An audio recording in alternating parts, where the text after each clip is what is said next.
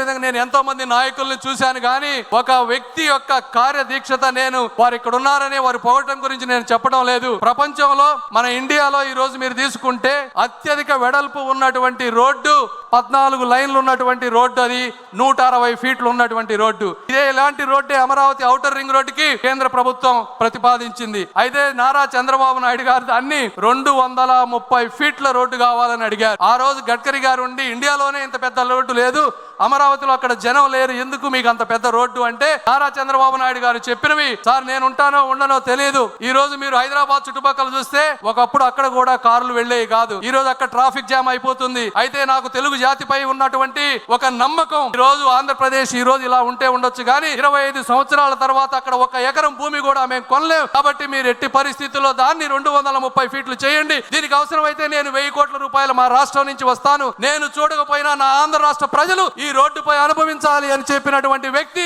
దీనికి నేను ప్రత్యక్ష సాక్షి అని చెప్తా ఉన్నాను.